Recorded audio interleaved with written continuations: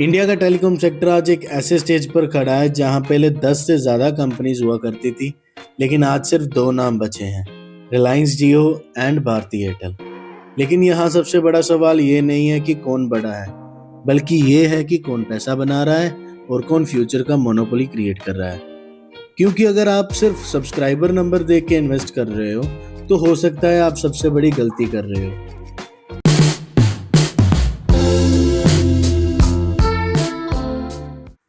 India दुनिया का second largest telecom market है और पर यूजर डाटा कंजम्पशन भी दुनिया में सबसे ज़्यादा है, 20 GB से भी ऊपर पर मंथ। एक टाइम था जब टेलीकॉम कंपनी सिर्फ सरवाइव कर रही थी, प्राइस वॉर्स चल रहे थे और प्रॉफिट ऑलमोस्ट जीरो थे।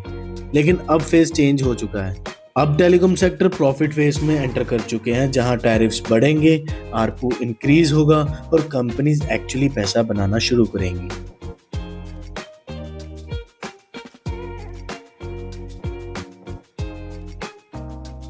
अगर हम जियो की बात करें तो 2016 में एंट्री के साथ ही जियो ने पूरा टेलीकॉम मार्केट डिसरप्ट कर दिया।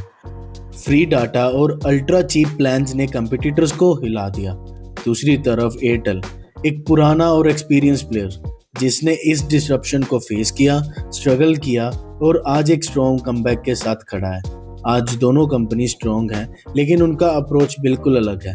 जियो स्केल बिल्ड कर रहा है और एक पूरा डिजिटल इकोसिस्टम क्रिएट कर रहा है, जबकि एयरटेल प्रीमियम कस्टमर पे फोकस करके प्रॉफिटेबिलिटी इंप्रूव कर रहा है।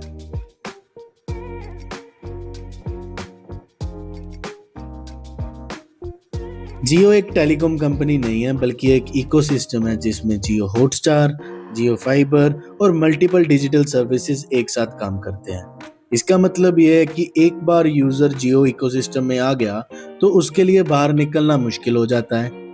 और एयरटेल का मॉडल इससे सिंपल है, better network quality, premium user और हायर रेवेन्यू पर यूजर। इसीलिए एक लाइन याद रखना जरूरी है, जियो यूजर्स को अट्रैक्ट करता है, लेकिन एयरटेल उनसे पैसा बनाता है।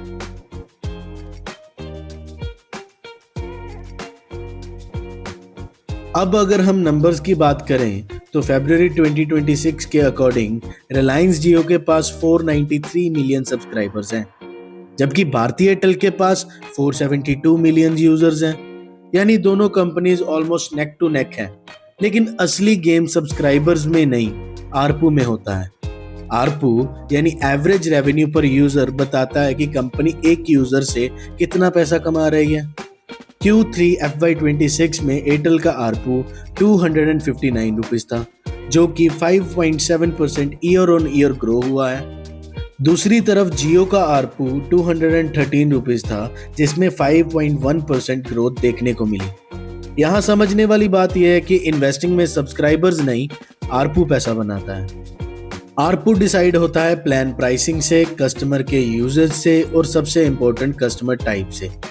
एयरटेल कॉन्शियसली प्रीमियम यूजर्स को टारगेट करता है जो ज़्यादा पे करते हैं और प्राइस सेंसिटिव कम होते हैं, जबकि जियो का यूजर बेस ज़्यादा मास ओरिएंटेड है, जहां प्राइस सेंसिटिविटी हाई होती है।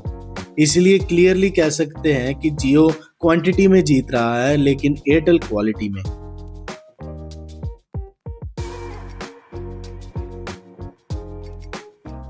अगर फाइनेंशियल्स की बात करें तो भारती एयरटेल का एनुअल रेवेन्यू लगभग 1.5 लाख करोड़ रुपए के आसपास है और नेट प्रॉफिट भी स्ट्रॉन्ग ग्रोथ दिखा रहा है, रफली 20,000 करोड़ की रेंज में। सबसे इम्पोर्टेंट बात यह है कि एयरटेल अपना डेब्ट धीरे धीरे रिड्यूस कर रहा है, जबकि एक टाइम पे उसका डेब्ट काफी हाई था। दूसरी तरफ जियो का रेवेन्यू 1 लाख करोड़ रुपए से ज्यादा है और प्रॉफिट भी स्ट्रॉन्ग है। लेकिन यहाँ एक की डिफरेंस समझना जरूरी है, एयरटेल अपने दम पर प्रॉफिटेबल बन रहा है, जबकि जियो के पास रिलायंस का स्ट्रॉन्ग बैकिंग है।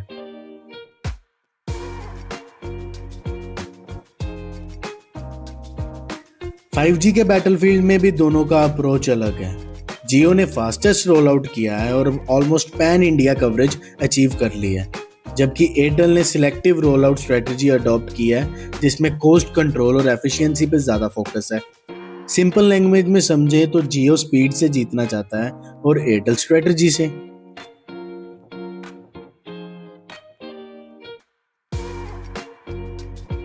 एयरटेल का अफ्रीका बिजनेस भी एक इम्पॉर्टेंट फैक्टर है जो उसको ग्लोबल डाइवर्सिफिकेशन देता है, जबकि जियो अभी भी लार्जली इंडिया फोकस्ड है और यहाँ डोमिनेंस बिल्ड कर रहा है।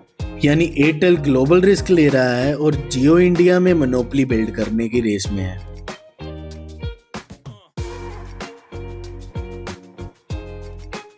अब बात करते हैं उन हिडन पॉइंट्स की जो अक्सर रिटेल इन्वेस्टर्स इग्नोर कर देते हैं। रिलायंस इंडस्ट्रीज का जियो प्लेटफॉर्म में 66% से ज़्यादा स्टेक है, जो स्ट्रॉन्ग प्रमोटर बैकिंग दिखाता है।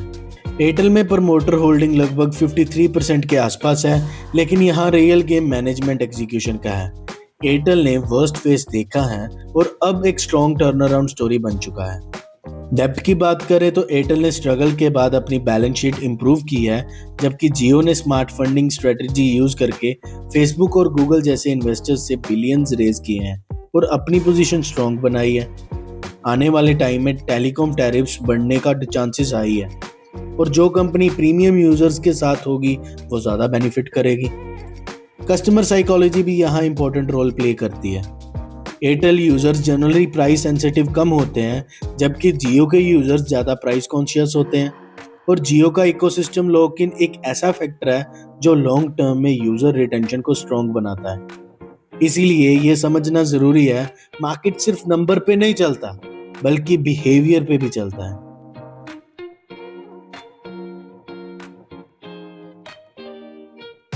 लेकिन रिस्क को इग्नोर नहीं कर सकते। गवर्नमेंट रेगुलेशन टेलीकॉम सेक्टर में बहुत स्ट्रांग है। प्राइस वॉर दोबारा शुरू हो सकता है।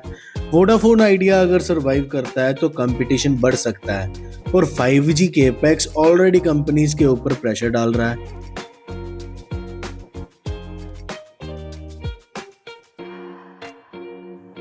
अब फाइनल वर्डिक्ट की बात करें तो अगर आप ग्रोथ देख रहे हो तो जियो का स्केल और इकोसिस्टम स्ट्रांग है, लेकिन अगर आप प्रॉफिटेबिलिटी और स्टेबिलिटी देख रहे हो तो एयरटेल का मॉडल ज़्यादा मैच्योर और रिलायबल लगता है। सिंपल लाइन में समझो तो जियो फ्यूचर कैप्चर कर रहा है और एयरटेल प्रेजेंट में पैसा बना रहा है। अब डिसीजन आपका है, आप सिर्फ टेलीकॉम यूजर हो या एक स्मार्ट इन्वेस्टर। अगर आपको ऐसे ही डीप एनालिसिस वीडियोस पसंद आते हैं जहां सिर्फ न्यूज़ नहीं बल्कि रियल अंडरस्टैंडिंग मिलती है तो चैनल को सब्सक्राइब जरूर करो। यहाँ हम सिर्फ कंपनीज कंपेयर नहीं करते बल्कि आपको एक बेटर इन्वेस्टर बनाने की कोशिश करते हैं। और कमेंट करके ज़रूर बताओ अगला मार्केट राइवल कौन सा होना चाहिए।